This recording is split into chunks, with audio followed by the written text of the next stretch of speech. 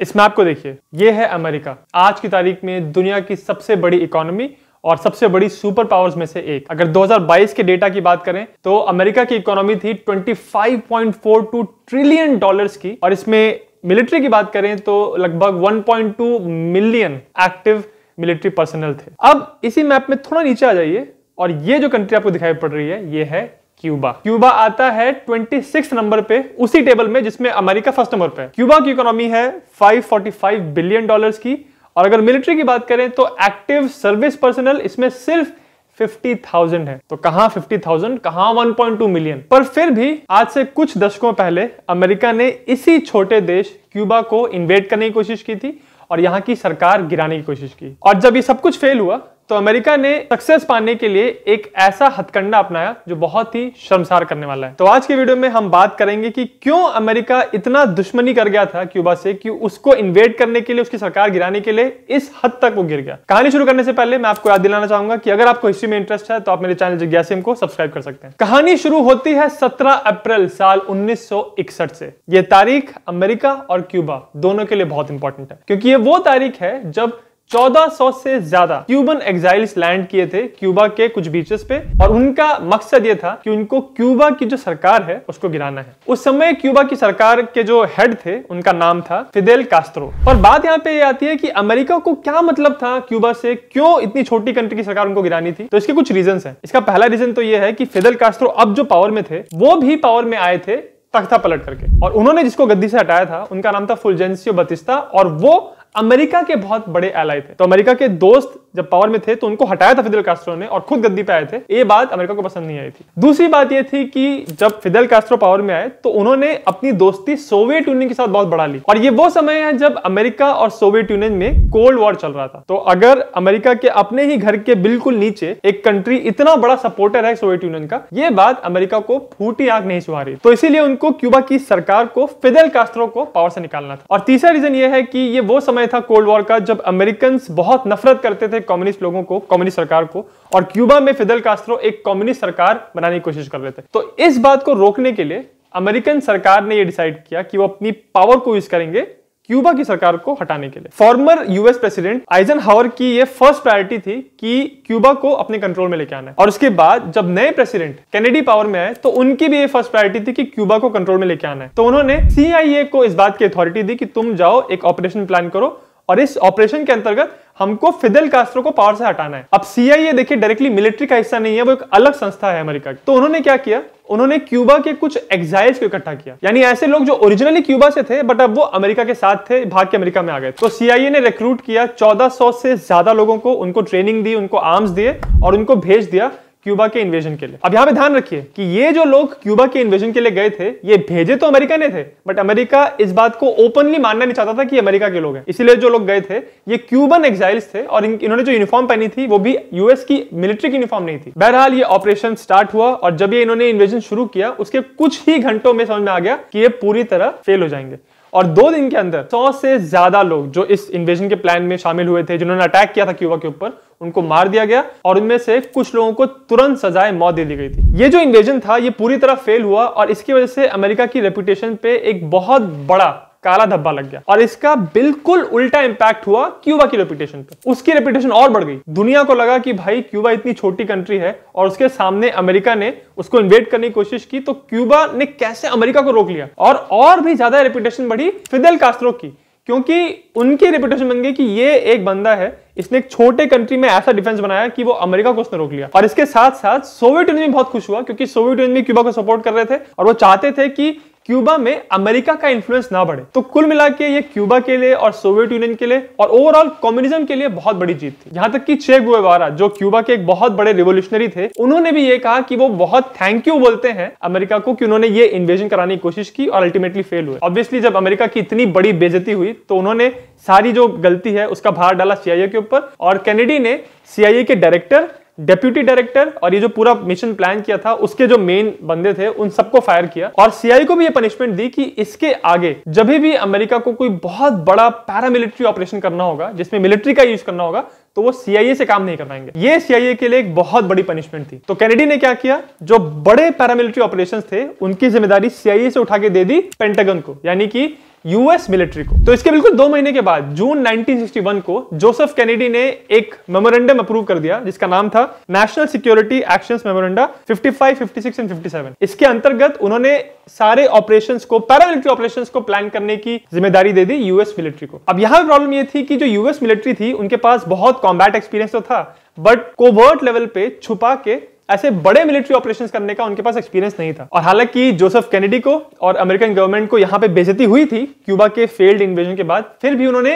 अभी तक हार नहीं मानी थी। उन्होंने सोचा कि हम अपनी स्ट्रैटेजी चेंज करेंगे, बट अभी भी उनके मन में तय था कि क्यूबा की सरकार को और फिदेल कास्ट्रो को उनको गिराना है। तो इस बार जो उन्होंने चाल चली क्यूबा के अगेंस्ट, इसमें उन्होंने एक दूसरी गवर्नमेंट एजेंसी का इस्तेमाल किया, पेंटागन। और इस पूरे ऑपरेशन को प्लान करने के लिए लाया गया इस बार ब्रिगेडियर जनरल एडवर्ड लैंसडेल को। ये एक बहुत बड़े लेजेंडरी इंटेलिजेंस अफसर थे जिनकी जो लेगेसी है, जो उनकी रेपुटेशन है, वो बहुत अच्छी भी है और बहुत खराब भी है।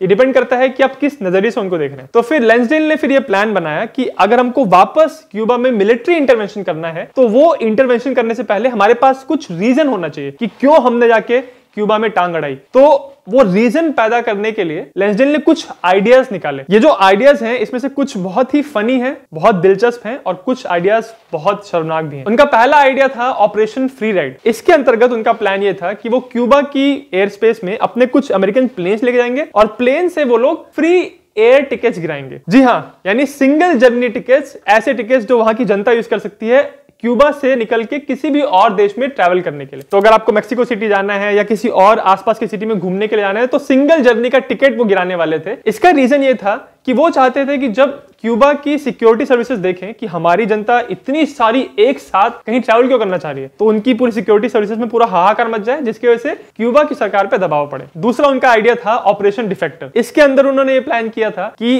कुछ ऐसा इंटेलिजेंस लगाएं, कुछ ऐसी फेक न्यूज फैलाएं वहां की मिलिट्री में, ताकि जो उनकी मिलिट्री फोर्सेस हैं उसके बहुत सारे सिपाही खुद वहां से छोड़ के अमेरिका में आ जाएं और अपने साथ अपना बहुत सारा इक्विपमेंट, हथियार या इंपॉर्टेंट मशीनरी भी लेके आ जाएं।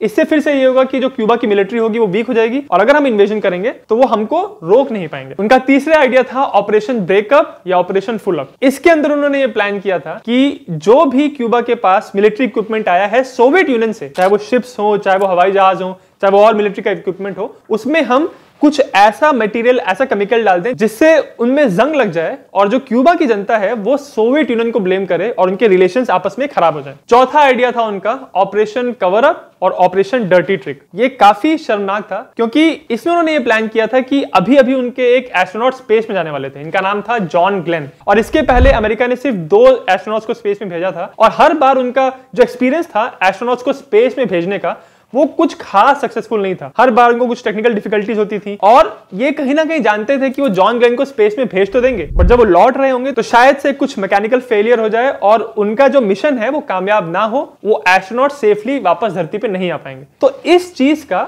वो फायदा उठा के क्यूबा को इन्वेड करना चाहते थे। कैसे? जब भी कोई एस्ट्रोनॉट स्पेस में जाता है, जब वो पूरा मिशन वापस करके जब लौट रहा होता है धरती पे, तो वो जनरली लैंड करता है किसी पानी के एरिया में। तो इस पूरे मिशन को प्लान करने के लिए अमेरिका की नेवी का बहुत बड़ा रोल होता है। किसी भी एस्ट्रोनॉट को पानी से निकालने के लिए, उनका जो स्पेस, जो उनका कैप्सूल होता है, वहां से उनको निकालने के लिए नेवी का बहुत बड़ा रोल होता है। तो जब जॉन ग्लेन स्पेस में जाएं तो अमेरिका अपनी बहुत सारी जो नेवल शिप्स हैं उनको मोबिलाइज कर देंगी इस रीजन में और ये कहेंगे कि हमारे एस्ट्रोनॉट वापस आने वाले हैं, तो किसी भी इमरजेंसी का सामना करने के लिए या हमारे एस्ट्रोनॉट जहां पे गिरे उनको वहां से निकालने के लिए हमको नेवी की आवश्यकता है। और अगर ये ऑपरेशन फेल होता है, अगर जॉन ग्लेन लौटते समय उनके कैप्सूल में कुछ प्रॉब्लम हो जाती है, अगर वो मर जाते हैं, तो वो ये कहेंगे कि क्यूबा के इलेक्ट्रॉनिक इंटरफेरेंस की वजह से इनका ये कैप्सूल फेल हुआ और इसी वजह से क्रैश हुआ और इसी वजह से अमेरिकन जनता को लगेगा कि क्यूबा के इंटरवेंशन की वजह से, क्यूबा की गलती की वजह से उनके इस एस्ट्रोनॉट को अपनी जान से हाथ धोना पड़ा और ये पूरा जो मिशन था उनका स्पेस का वो फेल हुआ। इस तरह से अमेरिकन जनता की जो सोच है वो क्यूबा के विपरीत हो जाएगी और फिर वो क्यूबा को इन्वेड करने के लिए तैयार हो जाएंगे। पांचवा आइडिया बहुत ही कमाल का था, फनी भी था। इसका नाम था ऑपरेशन गुड टाइम्स। इसमें उन्होंने ये प्लान किया था कि वो कुछ अमेरिकन प्लेन्स को भेजेंगे उनके एयर स्पेस में और वहां से वो लोग पैम्फलेट गिराएंगे, कुछ पोस्टर्स गिराएंगे जिसमें फिडेल कास्ट्रो की एक फेक फोटो होगी जिसमें वो बहुत मोटे हैं और उनके दोनों तरफ बहुत सुंदर सुंदर कन्याएं बैठी हैं और वो बहुत टेस्टी खाना खा रहे हैं और नीचे एक टेक्स्ट लिखा रहेगा, माई राशन इज डिफरेंट, मतलब मैं अलग तरह का खाना खाता हूं, जिसमें उनको बहुत रईसी से दिखाया जाएगा। इसका इफेक्ट ये होगा कि जब ये पोस्टर्स क्यूबा की जनता के हाथ में लगेंगे और वो देखेंगे कि भाई हमारे जो लीडर हैं वो तो मौज कर रहे हैं और हम कितने गरीबी में हैं, इससे जो जनता है वो अपने लीडर के अगेंस्ट हो जाएगी। तो ये जो सारे प्लान्स थे इसमें से कुछ दिलचस्प थे, कुछ बहुत ही बेबाक थे और कुछ तो बस फनी थे। बट जो छठा प्लान था जिसको लैंसडेल ने प्रपोज किया था वो बहुत ही डरा देने वाला था और इसी प्लान का फिर अल्टीमेटली बना ऑपरेशन नॉर्थवुड। मार्च 1962 में अमेरिका के जॉइंट चीफ्स ऑफ स्टाफ ने एक मेमोरेंडम भेजा उस समय के सेक्रेटरी ऑफ डिफेंस को, जिनका नाम था रॉबर्ट मैकनमारा। इस मेमोरेंडम का नाम था justification for US military intervention in Cuba. McNamara का काम यह था कि उनको इस मेमोरेंडम को पढ़ना था और उनको सही लगता है तो फिर वो आगे दिखाएं कैनेडी को और कैनेडी की परमिशन ले कि हाँ ये ठीक है, इस तरह से तुम आगे बढ़ो। ऑपरेशन नॉर्थवुड में उन्होंने एक पूरा डिटेल्ड प्लान बनाया था कि कैसे हमको अमेरिका के ऊपर एक फेक मिलिट्री अटैक दिखाना है जिसकी वजह से अमेरिका की जनता की नजर में और पूरी दुनिया की नजर में अमेरिका एक विक्टिम नजर आएगा और फिर उस फेक अटैक को इस करके हम क्यूबा को इन्वेड कर सकते हैं। तो इस प्लान के अंतर्गत उन्होंने ये प्रपोज किया था कि अमेरिका के गुआंटानामो मिलिट्री बेस में कुछ क्यूबा की मिलिट्री के यूनिफॉर्म पहन के कुछ लोग आएंगे जो क्यूबन एग्जाइल्स होंगे और वो फेक अटैक करेंगे यहाँ पे, जिससे कुछ चीजों को तोड़फोड़ कर देंगे, कुछ चीजों को डिस्ट्रॉय कर देंगे और अंदर मिलिट्री बेस के अंदर जो एम्युनिशन डंप है जहां पे बहुत सारे एम्युनिशन रखे रहते हैं उसको आग लगा देंगे। तो इस वजह से उस बेस में बहुत हलचल मच जाएगी और वो जो एग्जाइल्स हैं उनको हम कैप्चर कर लेंगे। तो जनता को हम ये दिखाएंगे कि देखिए यहाँ पे क्यूबा के कुछ मिलिट्री लोगों ने अटैक किया और हमने उनको हरा दिया। उसके आगे उन्होंने ये भी प्रपोज किया था कि गुआंटानामो बे में उनकी एक शिप है जिसको वो लोग या तो बहुत डैमेज कर देंगे या फिर डुबा भी देंगे और ये कहेंगे कि ये क्यूबा की मिलिट्री ने किया है। उन्होंने इस तरह से प्लान इसलिए किया था क्योंकि वो जानते थे कि अगर उन्होंने जनता को ये दिखाया कि उनकी एक शिप है जो हार्बर पे है जिसको डिस्ट्रॉय कर दिया गया है तो जनता बहुत भड़क जाएगी। क्योंकि ऐसा पहले भी हुआ था, एक बार यूएस की एक शिप थी यूएसएस मेन, वो स्पेनिश हार्बर पे थी, उसमें आग लग गई थी और अमेरिका ने ये कहा कि स्पेन ने इस शिप को अटैक किया है और इसी वजह से फिर यूएस स्पेनिश वॉर हो गया था। तो इस वजह से इस शिप में जो आग लगी थी उसको यूज किया था अमेरिका ने स्पेन के ऊपर लड़ाई को घोषित करने के लिए और उस लड़ाई को जस्टिफाई करने के लिए, और एक नारा बनाया था रिमेंबर द मेन, क्योंकि उनको जनता को बताना था कि हमारे शिप के साथ जो उन्होंने किया उसका हम बदला लेंगे। तो वही उसी चीज को उन्होंने ऑपरेशन नॉर्थवुड में भी कहा था कि गुआंटानामो बे में हमारी एक शिप रहेगी, उसको हम डैमेज कर देंगे या फिर डुबा देंगे और जनता को दिखा देंगे ये देखिए क्यूबा की मिलिट्री ने हमारी शिप के साथ क्या किया, हमको बदला लेना चाहिए। उससे ज्यादा और भी घिनौनी चीज उन्होंने ये प्रपोज की थी कि मायामी के एरिया में जो कुछ क्यूबा के रेफ्यूजीज हैं, जो क्यूबा से आए हुए लोग हैं, क्यूबा के इमिग्रेंट्स हैं, उनके ऊपर हम अटैक करेंगे और ये दिखाएंगे कि ये देखिए वहां से जो क्यूबा के जो लोग आ रहे हैं वो इनके ऊपर अटैक कर रहे हैं, वो अमेरिका की जो शांति है उसको भंग करना चाहते हैं, अमेरिका में आके क्यूबा के लोगों को अटैक कर रहे हैं और हम क्यूबा के लोगों को प्रोटेक्ट करेंगे, इसी वजह से हम क्यूबा को अटैक करेंगे। उन्होंने यहां तक भी प्रपोज किया था कि हम कुछ प्लास्टिक बॉम्ब्स को भी एक्सप्लोड करेंगे जनता के मन में दहशत फैलाने के लिए। ये सारा जो प्लान है इस सब को लेके गए प्रेसिडेंट कैनेडी के सामने मार्च 1962 में, और जब कैनेडी के सामने ये प्लान उनको दिखाना था तो सारे जो बड़े बड़े लीडर्स थे मिलिट्री के सब वहां मौजूद थे, including the attorney general Robert Kennedy, और जो पूरे ऑपरेशन नॉर्थवुड के मास्टरमाइंड थे जनरल लैंसडेल, वो भी इस मीटिंग के दौरान मौजूद थे। तो जब ये पूरा प्लान कैनेडी को बताया गया तो उसके बाद साइलेंस, सब कैनेडी की तरफ देख रहे थे कि ये क्या बोलेंगे और कैनेडी चुप। फिर उन्होंने कहा नो, ये चीज हम नहीं कर सकते, ये बहुत ही गलत है जो आप प्रपोज कर रहे हैं और अगर हमने ऐसा किया तो सिविलियन जनता के मन में ये धूल झोंकने जैसा होगा, हम इतने गलत तरीकों को इस्तेमाल नहीं कर सकते क्यूबा की गवर्नमेंट को गिराने के लिए। तो इसी वजह से अल्टीमेटली ऑपरेशन नॉर्थवुड सिर्फ पेपर पे ही रहा, कभी रियलिटी में तब्दील नहीं हुआ। ऑपरेशन नॉर्थवुड के जो भी डिटेल्स मैंने आपको भी बताया ये सुनने से इतने अजीब, इतने खतरनाक लगते हैं कि बहुत लोगों को भरोसा ही नहीं होता कि सच में अमेरिकन गवर्नमेंट ने ये किया था, बट ये बिल्कुल सच बात है। और एक्चुअली आज भी अमेरिका की सरकारी वेबसाइट पे वो डॉक्यूमेंट अपलोडेड है जहां पे आपको पूरा दिख जाएगा कि ऑपरेशन नॉर्थवुड में उन्होंने क्या क्या प्लान किया था। तो वो डीक्लासिफाइड डॉक्यूमेंट का लिंक आपको इस वीडियो के डिस्क्रिप्शन में मिल जाएगा। कैनेडी ने इसके लिए सीधे सीधे मना क्यों कर दिया, इसके बारे में बहुत सारी थ्योरीज कही जाती हैं। कुछ हिस्टोरियंस का यह मानना है कि अभी कुछ ही महीनों पहले बे ऑफ पिग्स का जो ऑपरेशन है वो फेल हुआ था, क्यूबा में जो अटैक किया था वो पूरी तरह फेल हुआ था, तो कैनेडी नहीं चाहते थे कि वो एक और ऑपरेशन करें और वो भी फेल हो और इतनी उनकी जो खराब रेपुटेशन है वो और खराब हो। और दूसरी बात ये कही जाती है कि कैनेडी एक बहुत ही बहादुर और बहुत हिम्मत वाले प्रेसिडेंट थे। उनके सामने इतने सारे मिलिट्री जनरल्स जो इतने एक्सपीरियंस वाले थे, इतने बैजेस थे उनके, इतने मेडल्स थे, तो उनको देख के बहुत सारे प्रेसिडेंट शायद डर जाते। बट कैनेडी इस बात पे अड़े रहे कि हम ये चीज इस्तेमाल नहीं करेंगे क्यूबा के इन्वेजन के लिए, और इस चीज के लिए उनकी काफी तारीफ की जाती है। एक और रीजन ये कहा जाता है कि कैनेडी ये मानते थे कि इस ऑपरेशन को पूरा करने के लिए बहुत सारे डिविजन्स लगेंगे मिलिट्री के, जो डिविजन्स वो नहीं दे सकते इस इन्वेजन के लिए क्योंकि उनको अपनी मिलिट्री को फ्री रखना था कि अगर बर्लिन में कोई प्रॉब्लम होती है, जहां पे ऑलरेडी कोल्ड वॉर चल रहा है और बर्लिन में काफी टेंशन है, तो वहां पे हमको अपनी मिलिट्री की जरूरत पड़ेगी, इसलिए हम क्यूबा के इस प्लान्ड इन्वेजन के लिए इतनी मिलिट्री का सपोर्ट नहीं दे सकते। जो भी हो, फाइनल बात यह है कि ऑपरेशन नॉर्थवुड्स कभी भी पेपर से आगे नहीं बढ़ा और इसी साल में एंड में आते आते अक्टूबर 1962 में तो हो ही गया था क्यूबन मिसाइल क्राइसिस, जब सोवियत यूनियन ने अपनी कुछ मिसाइल्स क्यूबा में रख दी थी